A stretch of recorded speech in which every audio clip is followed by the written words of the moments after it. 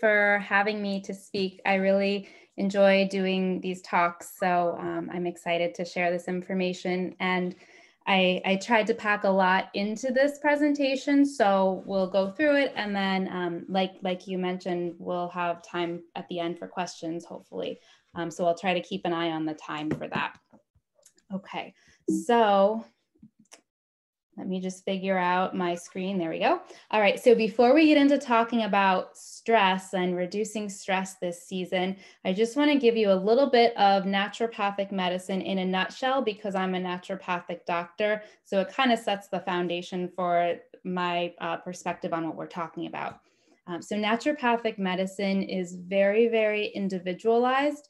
10 people with the same medical diagnosis would get 10 different treatment plans from a naturopathic doctor. So it's very, very individualized.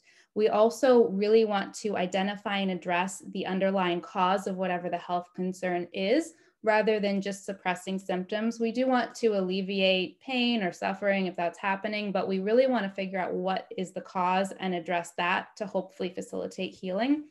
And then we want to support the body to regulate itself, especially when we're thinking about stress and the body's stress response. The body has an innate wisdom and healing ability. So as much as we can support the body to take care of itself, that's really ideal. And then we also want to use the simplest, least invasive means possible to help facilitate healing and health, meaning that, just for example, if someone has 3 different concerns, we want to try to find one thing that can attack all of those different concerns, rather than having 3 different things to attack each concern separately. So it's more efficient, it's more elegant, it's simple. And then naturopathic medicine is also very integrative. Most of my patients see other doctors and providers.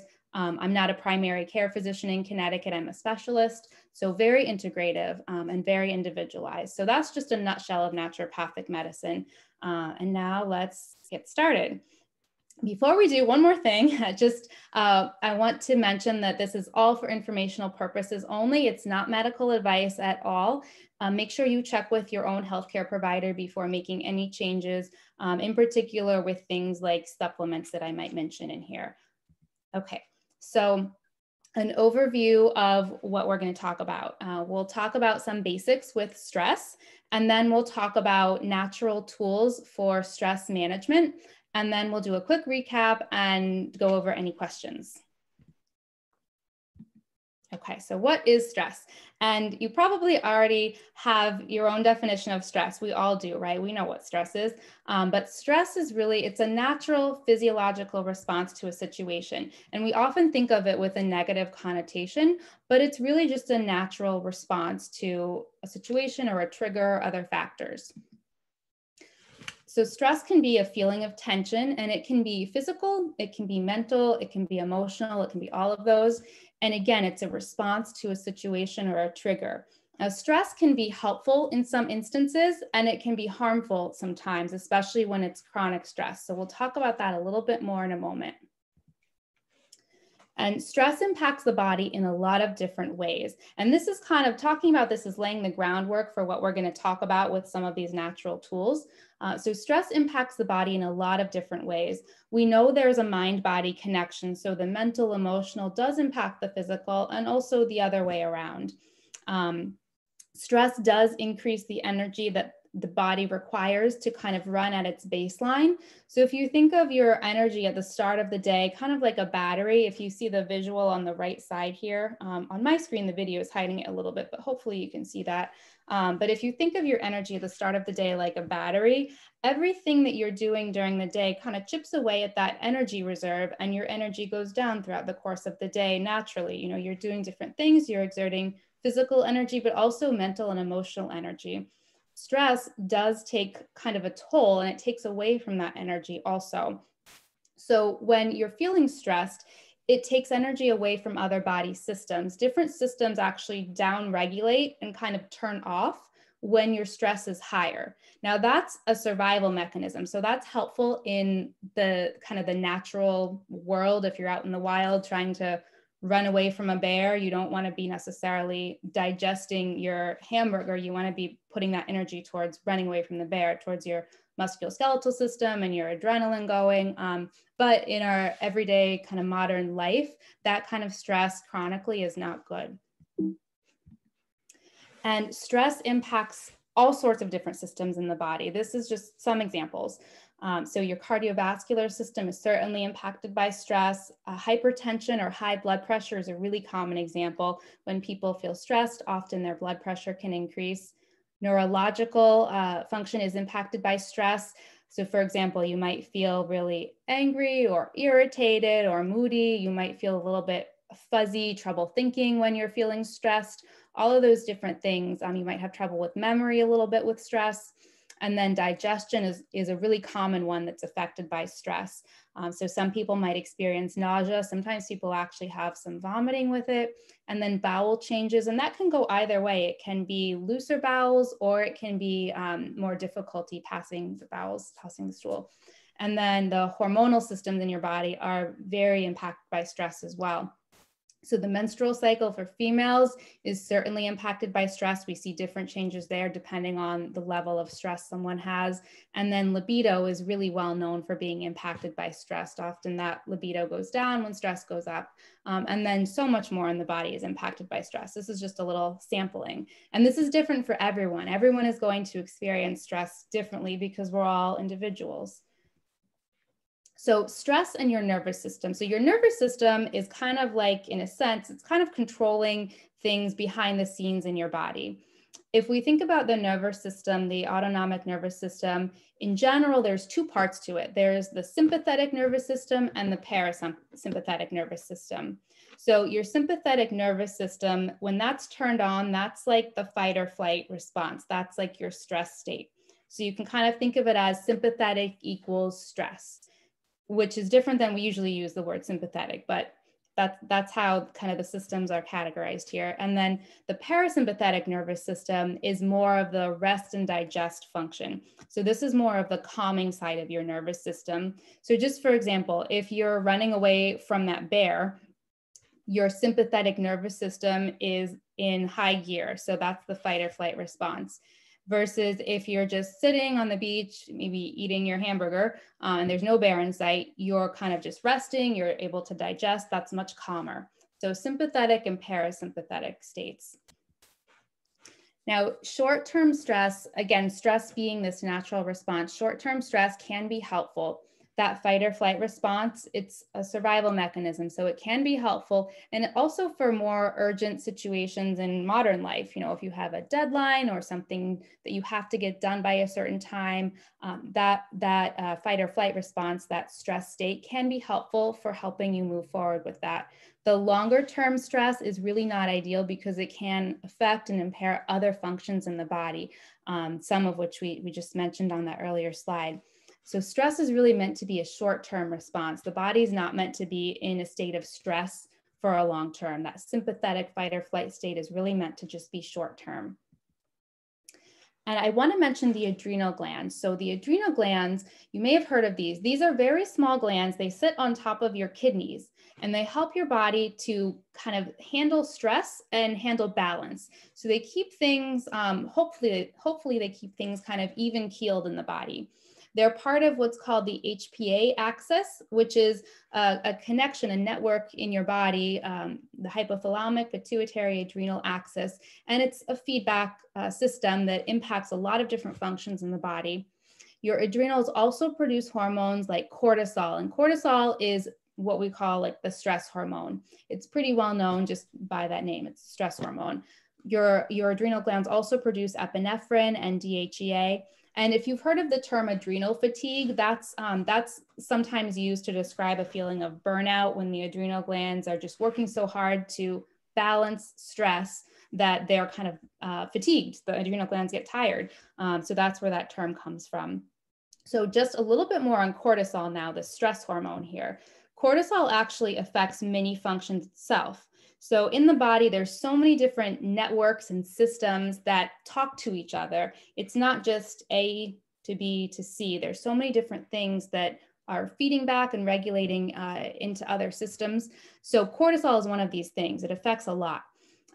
ideally with cortisol, we want your cortisol level to be its highest in the morning. And then during the course of the day, we want it to gradually decrease in kind of this elbow-shaped curve that you see in this graph here. This visual here is actually a sample report from a lab that I'll sometimes use with people.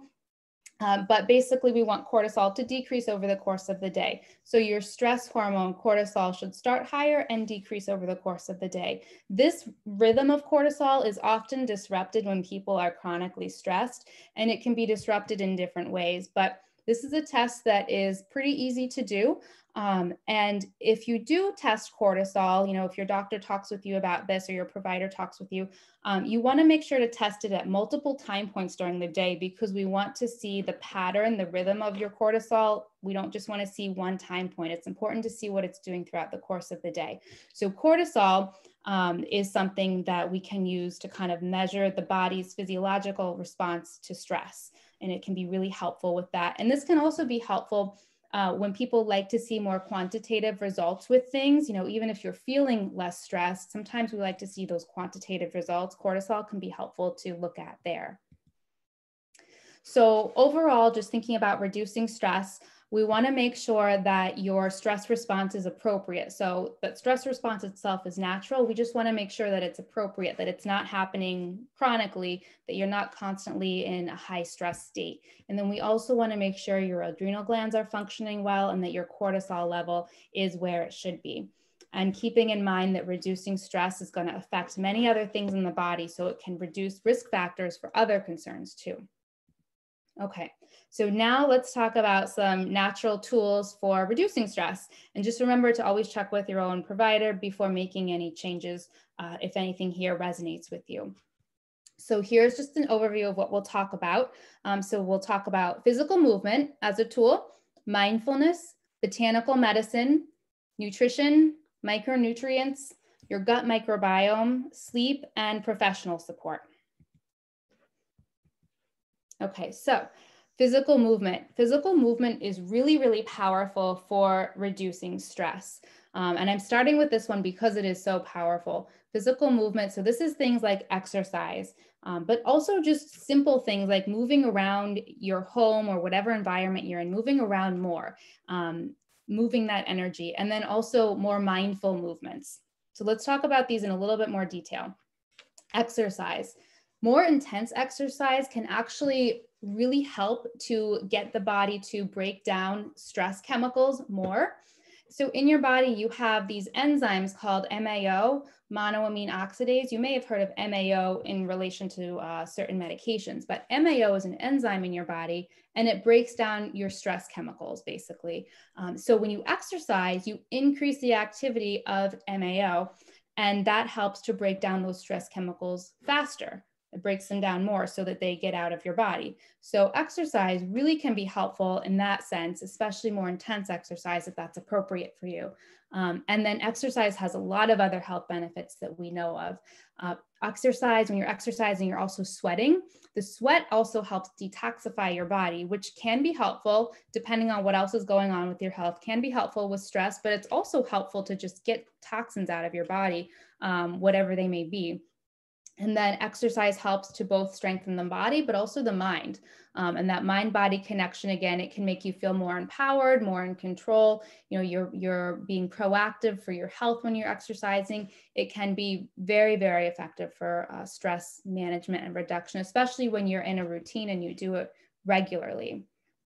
And when you're upset or stressed, just moving around, not even exercising that intensely, but just moving around can be very helpful. And this can really look like anything that is simple and easy. It doesn't have to be something really intense or structured. You can stand up and just stretch. You can get up and jump around. You could wiggle in your chair. You can do these seated. You could dance. You could do anything really that's moving your body, because it's moving your energy, which helps that mind-body connection. And it really helps to change your mindset, which we'll talk about more in a moment. But when you feel stressed and you don't necessarily feel like doing anything, that's when it's actually most important. If you can do something, you can really feel a big difference, a bigger shift. If you can make yourself kind of get up and move, just go in the other room, go outside, walk around to your garage or something, or walk down the hall in your office building. Whatever it is, don't underestimate the power of seemingly simpler changes. They can make a big difference. And especially if you make it a habit, if you're feeling stressed to just get up and move, it can be really helpful. Okay. And then mindful movement activities. So things like walking. Walking is a wonderful exercise too, but it can also be a more mindful type of walking. Yoga is, really, really popular these days for mindful exercise. There's all different types of yoga, qigong, tai chi, and then forest bathing. Forest bathing, I love this term. It's kind of like a nature walk. And this is actually something that's practiced in Japan as a therapeutic tool. And so we have some research on forest bathing, believe it or not. So forest bathing is a traditional practice characterized by visiting a forest and breathing in its air. And this is from, and you know what, I'm actually going to have to move my screen so that I can see the full words here because these are hidden. So just bear with me for a moment. Okay, there we go. Okay, so forest bathing. In this systematic review and meta-analysis that was published in the International Journal of Biometeorology, they looked at a total of 971 articles, and they found 22 of them to include in their review and then 8 in their meta-analysis. So all of that said, the authors go on to say, the main results of the meta-analysis showed that salivary cortisol levels were significantly lower in the forest groups compared with the urban groups, both before and after intervention. And that's before and after forest bathing. And then they go on to say, overall, forest bathing can significantly influence cortisol levels on a short term in such a way as to reduce stress, and anticipated placebo effects can play an important role in it. So really interesting. And this touches on that cortisol piece that we talked about earlier. Cortisol, again, being that stress hormone. So generally, you can think of it as lower cortisol kind of correlates with lower stress. So forest bathing, they found it to reduce cortisol, reduce stress. And it's interesting, they noticed that the placebo effect, just people thinking about going forest bathing before they actually did, also reduce cortisol. So that's really interesting. So even if you're not going for a walk in the woods or in nature right now, if you think about going for a walk maybe this weekend, that can also help to reduce your stress now. Really interesting. And here's just a nice picture of some wintertime forest bathing. And this can, you don't have to be in a forest. You could go out on the beach. You could just be out somewhere that's kind of a park, nature. Wilcox Park would be a wonderful place to go forest bathing, even if there's other people around. Sometimes people will ask, is forest bathing, are you naked when you do this? And the answer is no, usually not. You're just out in nature. Nature can be very therapeutic. Okay. So now let's shift and talk just a little bit about mindfulness. So with mindfulness, your response to a stressful situation often dictates how you feel. So we know this, right? And your response also impacts how your body handles the stress. It impacts your levels of neurotransmitters. It impacts things like muscle tension, like if you feel like you're holding tightness in your chest or in your belly, that kind of stress response, it impacts you physically and mentally. So something you can do really to take some action here is think about changing your reaction to stress and thereby changing your experience of the stress. So think about responding versus reacting. So responding is more like pausing, breathing, and considering your response before just responding. And then reacting is more of an immediate response. So when something stressful comes up, if you're able to think about it for a moment, to pause, take a breath, and consider, what am I going to do, rather than just having an immediate reaction, that can change how you experience the stress. Changing your reaction can change your experience of the stress. And that can be really powerful. And, it's easy to say these things, but another thing to put them into practice during a stressful time. So just bringing a little bit of awareness to it can be a nice place to start and gradually shift over time. if you can. Now, some examples of mindfulness activities that can be really helpful for the body, the mind, but also kind of training the nervous system's response to be less of a sympathetic stress state over time. So examples here, I just listed a lot of examples. I'll read through them briefly. So gratitude practices, just thinking about what you're thankful for, and it can be anything. It can be like the water you're drinking, the roof over your head, your shoes, anything. Journaling, mindful awareness, breathing exercises. There's so many. A few examples are 4-square breathing and alternate nostril breathing, but there's so many breathing exercises that can really help to train the nervous system well.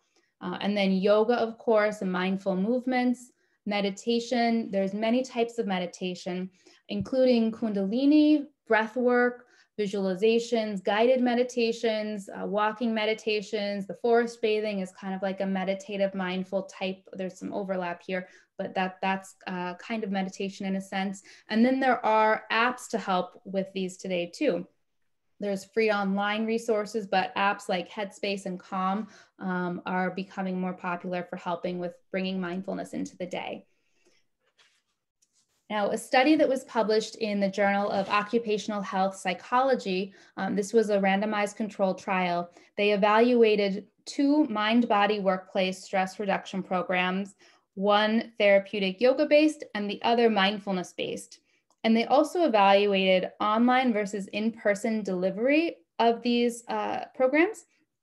And in the study, they found that compared with the control group, the mind-body intervention showed significantly greater improvements on perceived stress, sleep quality, and the heart rhythm coherence ratio of heart rate variability, which basically reflects kind of your nervous system's activity. So they saw improvements in all of these measures. And then they note the 2 delivery venues for the mindfulness program produced basically equivalent results, which is great that they saw the online and in-person mindfulness programs produce similar results, especially today when so many of us are more online versus in person. There are many mindfulness resources available today, especially online, but local organizations are wonderful resources. The library, many libraries often have programs around mindfulness. I think the Westerly Library recently had a mindful meditation. It may have been yesterday, actually. And then the Y often has resources, the Senior Center and other community groups. There's lots of local resources. And then local yoga and wellness studios and gyms often will offer programs. And again, many online options. Some are free, some have apps or subscriptions that you can join. A few examples here, the Chopra Center, they offer a free online meditation that you can do. They have a 21-day free program. And then Mindful offers some wonderful information here. Headspace and Calm, again, they're apps, they have websites here, and I believe they both offer free trials of different sorts. So lots of options for mindfulness resources. And really, if anything feels like of interest or resonates with you, you could look into it more. I know this is a lot of information, a lot of different things, but if you even just choose 1 or 2 things to think about, that could be a good starting place. Okay, so now let's talk about some botanical support. So botanicals are plants and herbs that we use for therapeutic purposes, and especially with naturopathic medicine, these are plants provide some really beautiful therapeutic healing properties. So I'd like to focus here in talking about stress, reducing stress. I'd like to focus on 2 categories of plants, adaptogens and nervines. So let's talk about each of these. So adaptogens are plants that tend to have more of a balancing effect on the body. So they help to reduce the body's reactivity to stress. When you use an adaptogen regularly, it can help shift the stress response that happens in the body from a chronic fight or flight, from that chronic sympathetic state, to a more balanced state, a more balanced response. And adaptogens also, they alter your body's response, your body's function, only so far as to maintain balance. So they're not going to make huge shifts and make somebody like really, really relaxed or really, really energetic, depending on how they're experiencing stress. It's not like that. It's more of a balancing, bringing things back into balance. So an example in this visual, this is a nice visual of using an adaptogen support versus not using one. So the gray dotted line is kind of like the natural stress response for someone. If they experience a stress event, that stress response is going to go up, and then it's kind of plateauing, and then it drops off. When you have an adaptogen support, the idea is that you still have a stress response that's natural, but your level of stress response does not go up as dramatically. You can see in this visual, it's kind of like less than half, it looks like less than half as high of a response. And then it kind of gradually decreases. It doesn't really plateau, it doesn't drop off, it just gradually decreases because your body, your nervous system has kind of been trained in a sense to respond in a more tonified way to the stress. So adaptogens can be really helpful, especially if someone experiences more kind of chronic stress. And with adaptogens, it's important to just note that if you are using one, it's the consistency that you use it that's really helpful for helping your body, your nervous system to be more in balance. When you're using an adaptogen, it's not like a quick fix type of a thing. It's more like an ongoing, you're using this for support for your whole body on an ongoing basis. Okay, all of that said, let's look at a few adaptogens. So one that is really well known today is ashwagandha or Withania somnifera. This is a beautiful plant. It has some great anti-inflammatory properties. It can be indicated for exhaustion under stress or nervous exhaustion. So when you're both stressed, but also feeling really tired, that if you remember, I mentioned that adrenal fatigue, that burnout type of feeling. So that's kind of what we're talking about here. Ashwagandha can be really helpful with that.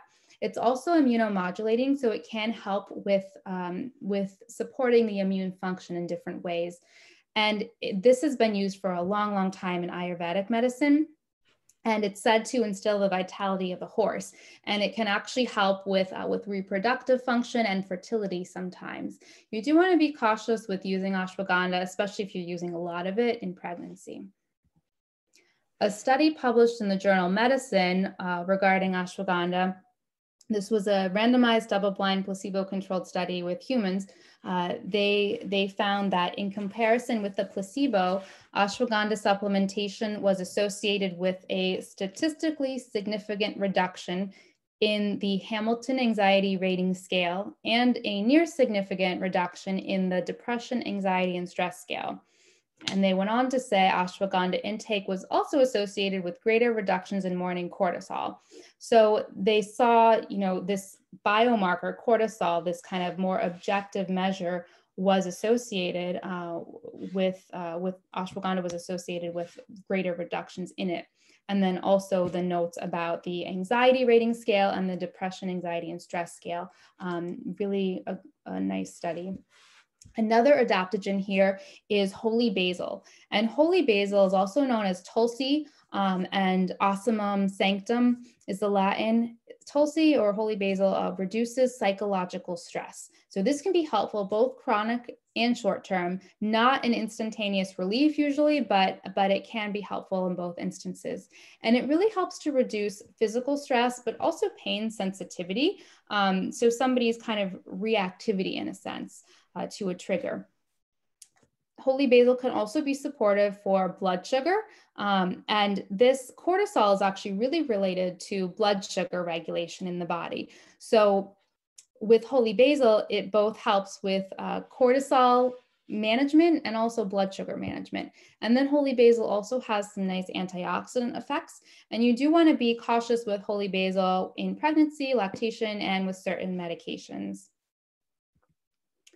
A systematic review in the journal Evidence-Based Complementary and Alternative Medicine took a look at holy basil.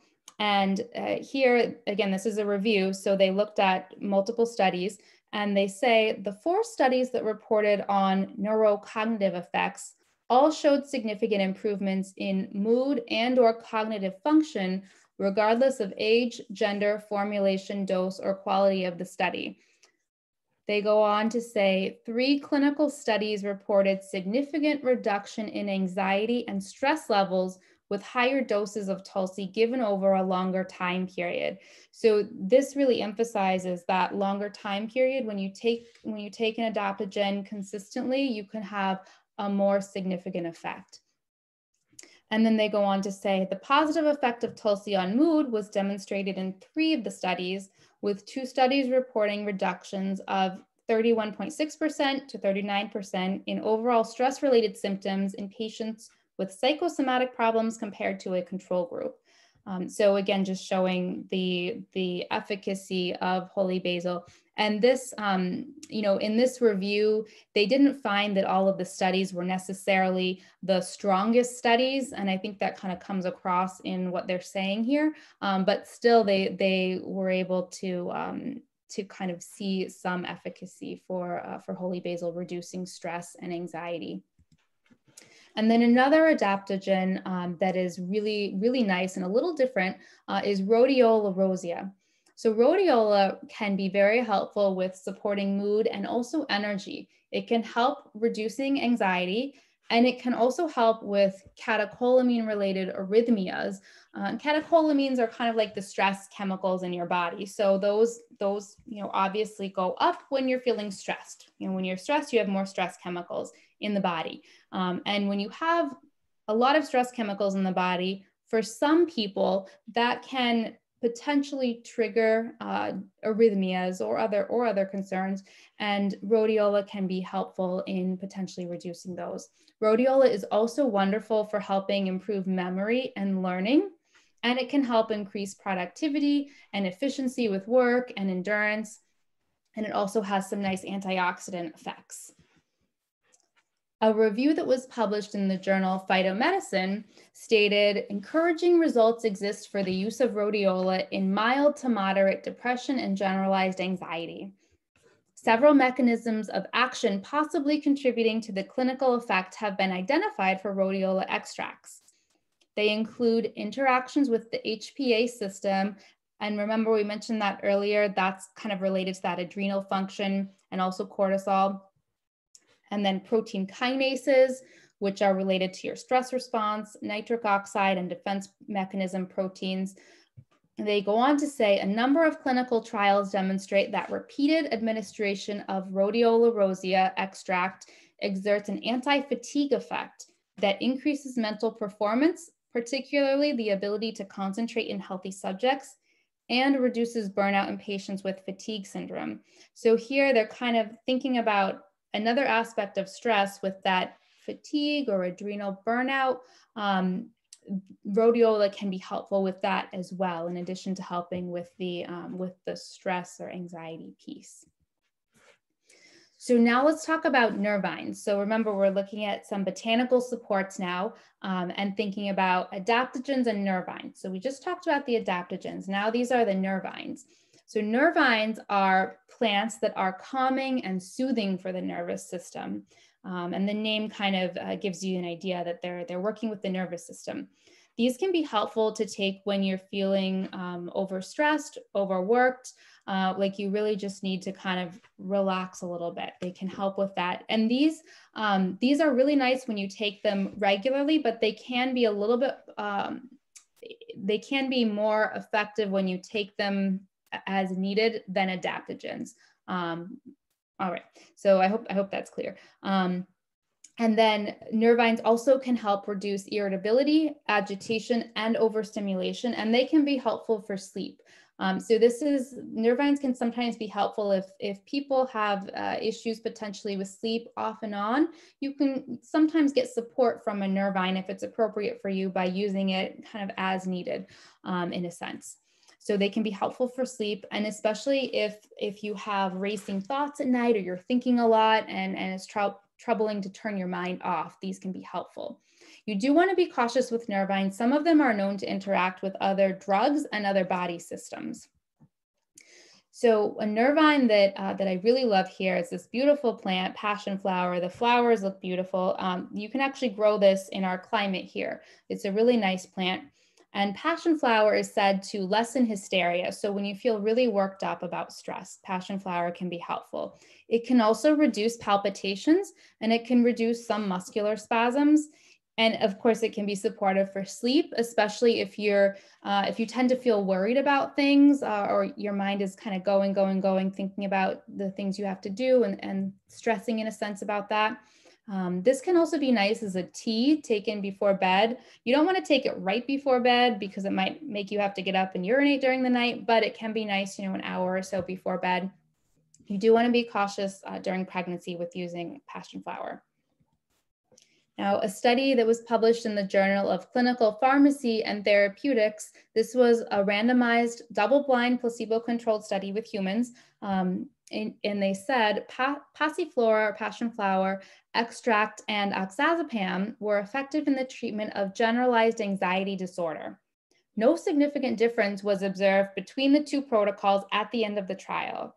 Oxazepam showed a rapid onset of action. On the other hand, significantly more problems relating to impairment of job performance were encountered with subjects on oxazepam. And they go on to say, the results suggest that passion flower, passiflora extract is an effective drug for the management of generalized anxiety disorder, and the low incidence of impairment with job performance with passiflora extract compared to oxazepam is an advantage. So the point here is not to bash oxazepam at all, but it's just to show that passion flower can be quite effective for anxiety, and very, very kind of calming for the nervous system in a sense. And I only have a little bit more research. I know some of these slides with the research, it's like a lot to go through, but just bear with me as we go through them because they give us some good info. Okay, so the next nervine here is chamomile. Chamomile is really, really great for helping the body to relax. It can reduce nervous irritability. It can also calm muscular twitching, and it can be calming for some PMS types of symptoms. If you're feeling irritable or agitated or moody with menstruation, it can be helpful. It also has some nice anti-inflammatory properties, and it can be supportive for digestion, and it might reduce bloating for some people. And depending on if it's appropriate for the person, it can be a nice eye wash in some cases. You do want to be cautious with chamomile if you tend to have ragweed allergies. It's in that same kind of family of plants, and it can potentially have some cross-reactivity there. So if you have ragweed allergies, chamomile may not be the best nervine for you. A study published in the journal Phytomedicine regarding chamomile, and this was an open label phase of a two-phase randomized controlled trial.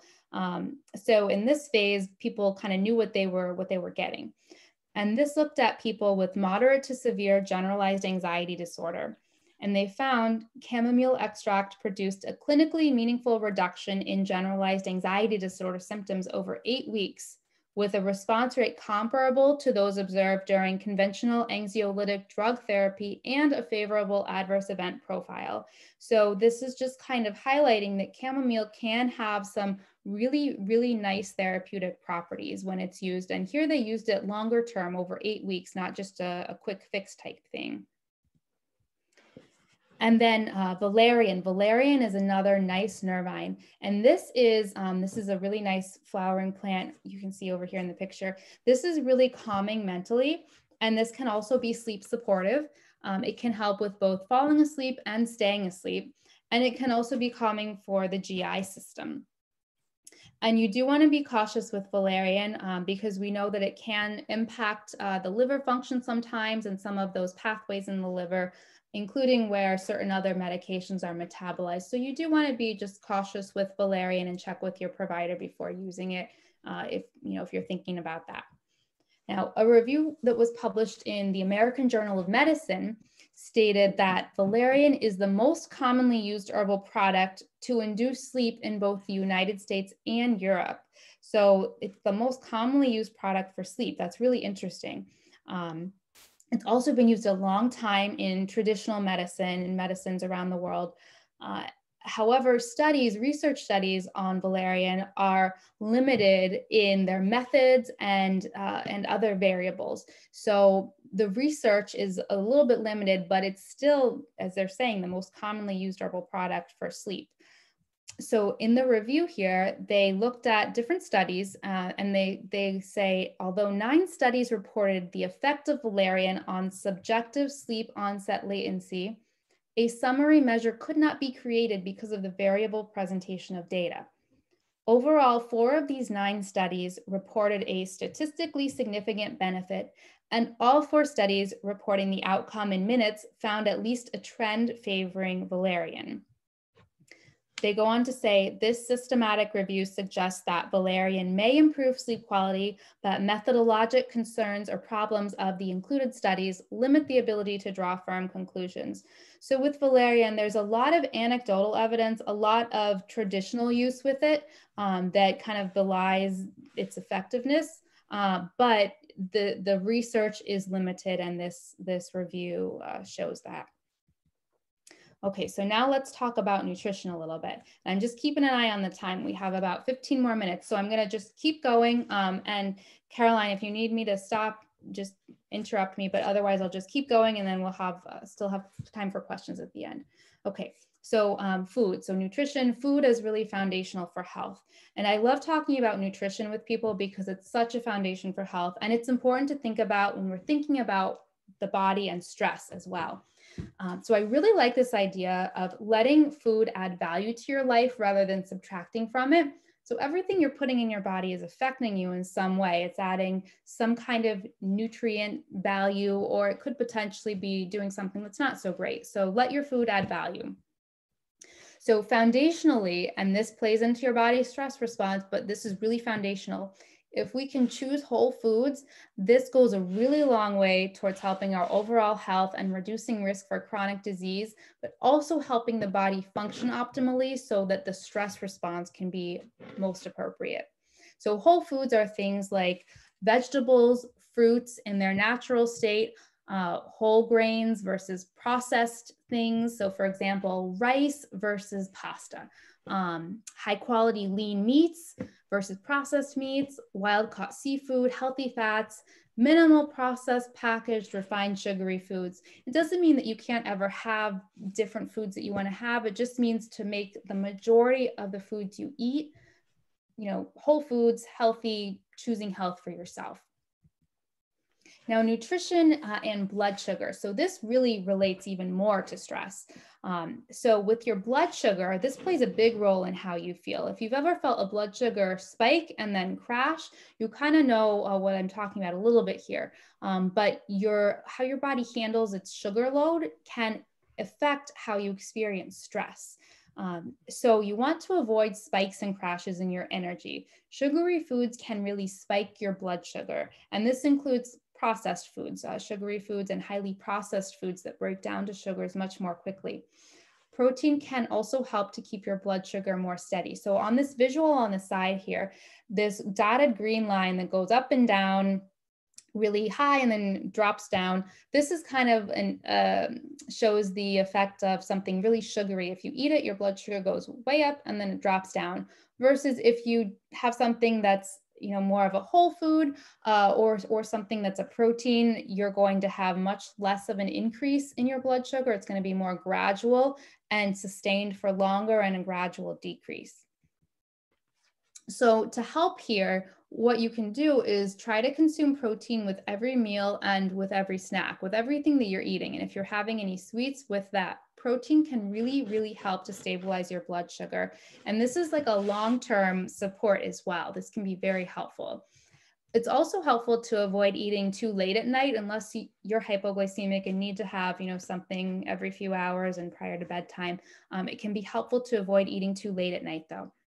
And then also avoiding binging on sweets or carbs, especially when you're up late. That can disrupt your blood sugar, and it can affect your cortisol level. And remember, cortisol is really tied to your blood sugar. So this blood sugar talk, this is a really important piece here. And it not only can help your body's stress response, but it can help so much else in your body.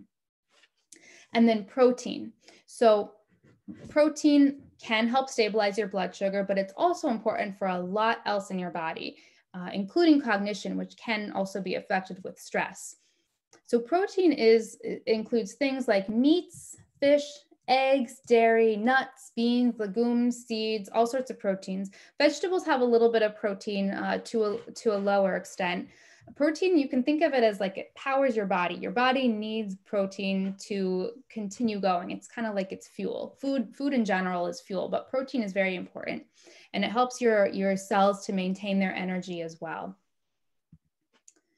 And then really basic with nutrition, but worth mentioning, is just drinking water, staying hydrated. Water helps to flush toxins out of your body. It's important for cell signaling, for membrane fluidity in your body. It's important for your mental clarity.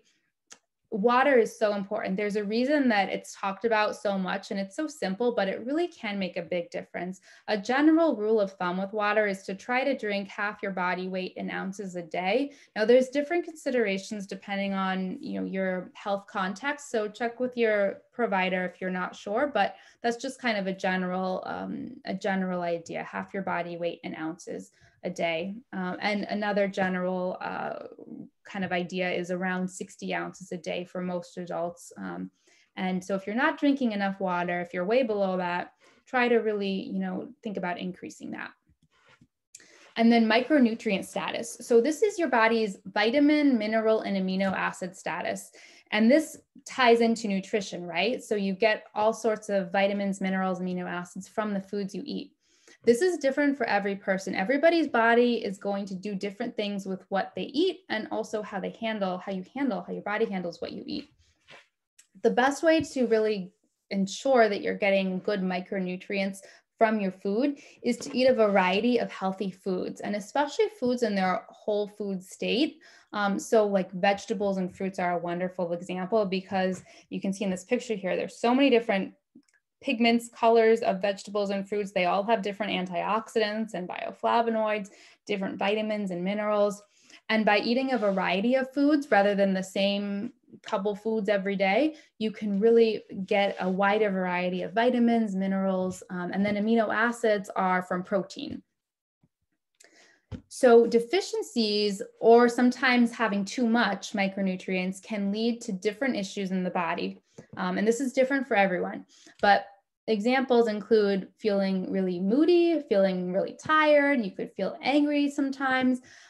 You could have physical things like migraines. You could have a slower immune response, and deficiencies of micronutrients, and sometimes excesses. More typically today, we see deficiencies rather than excessive amounts of micronutrients, but that can happen. But these can also exacerbate things that you have going on medically already, and they can make stress worse.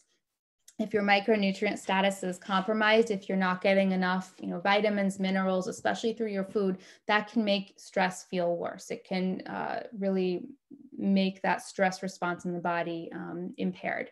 And there are tests that can assess for your micronutrient status, and these are becoming more widely used. For example, vitamin D is a pretty common test today, more so than in the past. Just an example, but there's all sorts of different vitamins and minerals we can test for. The quality of the testing and the accuracy can vary for different micronutrients. So that's more of a conversation to have with your doctor, but just to keep that in mind too. Lots of different factors here. Food is really an ideal way to get a baseline micronutrient status improved. Okay, and then the gut microbiome. This is important, so I do want to just talk about this. Your gut microbiome is all the bacteria that live in your gut, and hopefully they are balanced and happy. If you didn't know, there's actually more bacteria living in your digestive tract than there are cells in your body. There's so many bacteria there. It's its whole ecosystem, and it's really, really amazing that they all are there. So your gut microbiome, all these bacteria, they're involved in many different aspects of health, including things like your mental emotional health, your immune function, your digestion, of course, your reproductive function, and a lot more. The majority of serotonin is actually produced by your gut microbiome. Now, serotonin is a neurotransmitter, and we kind of think of it as a feel-good neurotransmitter. Other neurotransmitters are also influenced by your microbiome. And there's this newer term, psychobiotics. It doesn't mean bacteria with psychological concerns. It means probiotics that can actually affect you on more of a mental, emotional level. A review that was published in the journal Mind Body Medicine stated that during stress, an altered gut microbial population affects the regulation of neurotransmitters mediated by the microbiome and gut barrier function. So again, during stress, that gut microbiome is going to affect how your neurotransmitters are regulated.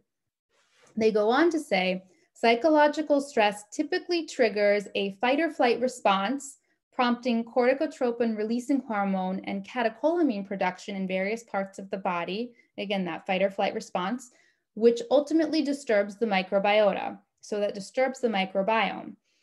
In the absence of stress, a healthy microbiota produces short-term or short-chain fatty acids that exert anti-inflammatory and anti-tumor effects.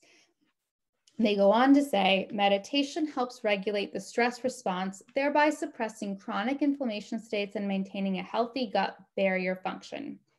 So really interesting here, but really tying in the microbiome and stress, and then they're also, bringing meditation in here and showing how it can have some effectiveness. Okay, so with the microbiome, the goal is really to keep it balanced and healthy.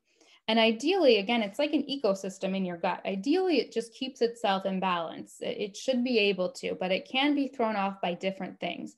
So to keep it healthy and balanced, you want to try to minimize refined sugars and highly processed foods. Those are not going to feed the microbiome in a way that we want it to be fed. Those are not going to do great things. So good nutrition, like we touched on earlier, is important with your gut microbiome. And then consider probiotics and prebiotics. Talk with your provider about this if you're interested in this, but food sources can be a nice place to start. So probiotics again are these microbes, these bacteria that live in your gut. Probiotic-rich foods are like fermented foods like kefir, yogurt, kimchi, sauerkraut, things like that. And then prebiotic foods, prebiotics are like the food that the probiotics eat. So the probiotics, the bacteria in your gut, they're going to munch on these things. So these are things like raw onions, raw garlic, raw leeks, asparagus, chicory, and more. So food can be a nice place to start here. You might be sensing a theme with nutrition. I like to talk about nutrition as much as we can with this. And then sleep. This is the last part here. I know we're almost to the end of the talk. This is the last little part, but sleep is important. So much in your body requires that you get rest, especially when we're thinking about other things like healthy aging and immune function. Sleep is really, really important. And then, of course, to mitigate the effects of daily stress, you need to rest. Your body needs to rest. It's like recharging the battery. Ideally, 7 to 9 hours a night of rest, even if you're not sleeping the whole time. If you can rest that long, that's great. Rarely people need less than that. Sometimes more isn't necessarily better. Sometimes people will say, I get by on 4 or 5 hours of sleep a night and I'm fine. And for some people, it's very rare, but that could be okay. But often during these kind of in modern day life, people can be in such a chronic stress state that you don't realize that you're actually more tired than you are. And you're just used to getting by on that little amount of sleep. But your body is suffering and, eventually it can kind of catch up with you. So ideally, try to rest for 7 to 9 hours and just really try to listen to your body. And this time of year, especially, we kind of require more rest usually because of the shift in seasons. Okay, so sleep is when your body really restores itself. When you're resting, your immune system can do a lot of cleanup work. It helps during sleep to clean up your brain and just natural stress that happens in the body. Damaging, stressful things happen in the body all day long. It's a natural part of life and your body naturally cleans it up. It's just part of the system in the body. The body is amazing. But sleep is a really important time for that cleanup process to happen. And you have little cells in your brain that kind of go in there and they scrub things clean, they clean up inflammation. And also your body's always restoring itself. So I'm touching on a lot of different things here, but stay with me for just a few more minutes. So your body's always restoring itself. If you think about your body today versus your body 10, 15 years ago, you're completely physically different. None of your cells are the same. Everything regenerates, which is really amazing. So your body does that in large part when you're sleeping. Deep uninterrupted sleep is really ideal. And this sleep really allows you to get that energy that you need to also power through your day. And then your circadian rhythm. So especially this time of year, this is important. Your circadian rhythm regulates your body's internal clock and sleep-wake cycles. And it's impacted a lot by the natural world. So wintertime, right? Melatonin is a pretty well-known supplement these days. It plays a role in your circadian rhythm. Your body produces melatonin, and sometimes people will take it as a supplement to help when they're having issues, particularly with sleep. Melatonin can be impacted by stress, and that HPA axis, when that gets off, it affects melatonin production in the body. If you're thinking about melatonin as a supplement, it's a good idea to check with your healthcare practitioner first. And overall, it's important to prioritize rest and sleep to really help your body regulate itself properly, because that's what's going to help your body's stress response regulate itself and be appropriate. Sleep flows through to so many functions inside the body, and sleep can be disrupted very easily by a chronic stress state. So this is an area where things are tied together, sleep and stress. So working on reducing stress can also really help with improving sleep, and then sleep can also help with, improving your body's stress response. And other stress reducing measures, what we've already discussed, can also be helpful with sleep. For example, meditation, some of the botanical support, those nervines especially, nutrition, etc. And lastly, very lastly, but important, is therapy and counseling, professional support. Now, this can be helpful for anyone, especially during stressful times. And really anyone can benefit from therapy, counseling. It's really just a space for you to discuss how you're doing, how you're experiencing life with someone who's trained and there to hold that space for you. It doesn't, you don't have to have a medical diagnosis or a certain situation to go seek therapy or counseling. Anyone can really benefit from this. And there's many options for this, especially today. There's, of course, in-person visits, but also increasingly more telehealth with this, and also online options, apps. There's a program called Talkspace. It's an app. You can actually text and get support that way. It's become pretty popular. But there's lots and lots of options for professional support. So, if things are feeling really stressful for you, especially this time of the year with everything going on, everyone's in a different place, but consider therapy and counseling might be something supportive. And you can always talk with your own healthcare provider about what might be appropriate or where to seek more resources for that too. Okay, so overall, thinking about reducing stress, if anything in this presentation, if one thing, two things resonated, think about those a little bit more, talk with your provider and make sure they're okay for you. But really think about finding what brings you peace, and then try choosing that just for a few minutes every day and make it a consistent habit, whether it's exercising or maybe trying some passion flower tea in the evening, if that's appropriate for you. Whatever it is, find what brings you peace and choose that, and choose yourself. So to recap, the things we talked about as naturopathic tools: physical movement, mindfulness, botanical medicine, those adaptogens and nervines, nutrition, micronutrients, your microbiome in your gut, sleep, and then professional support as needed. A reminder, all of this is wonderful educational information, but it's not medical advice. So always check with your own healthcare provider before making changes. And thank you for staying with me through this whole presentation.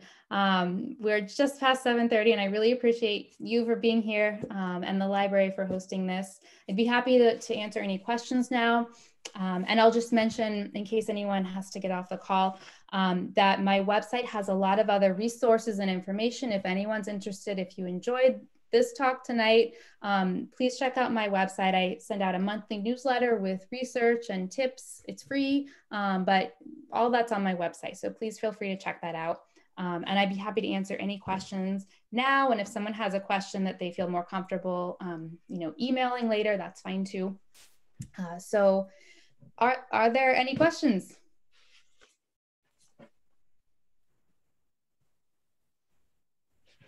So I'm interested in the Botanical Support, and I've been taking yoga classes, so the yoga instructor has recommended things. Is there a simple book?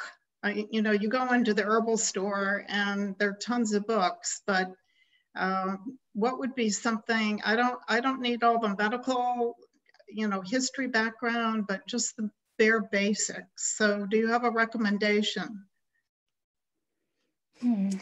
So for a book, I mean, my recommendation, to be honest, would be to consider seeing an herbalist or a naturopathic doctor, just because you'd get an individualized recommendation from someone looking at your whole health context. In terms of like a specific book, I don't have a recommendation right now. I can see if I can, you know, find one for you, but the thing is, just to keep in mind, it wouldn't necessarily be individualized for you, but it could still be a great resource.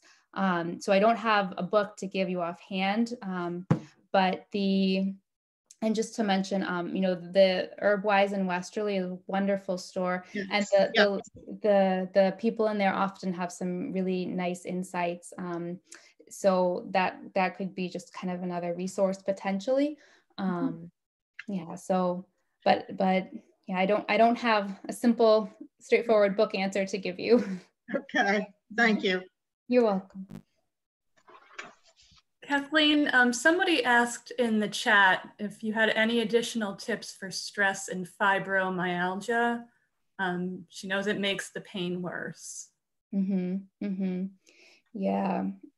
So that's a good question. I think with fibromyalgia, there's kind of so many other questions I would ask just as a provider, that I think it would probably be a little bit more individualized for the context of her health.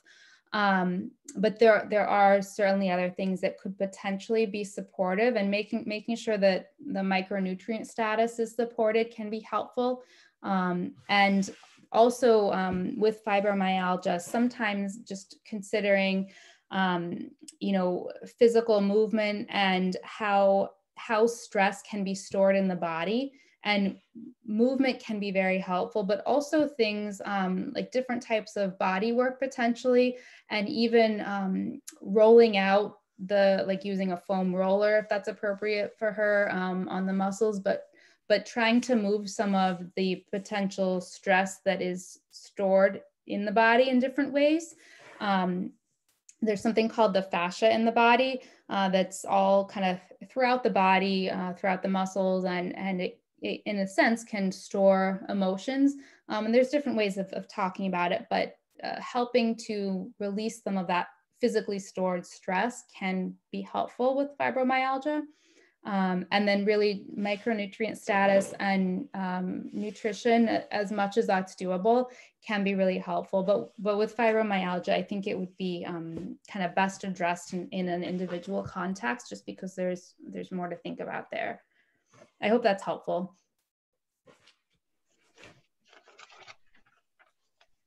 Any other questions?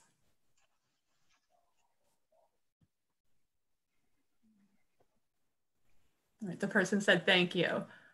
You're welcome.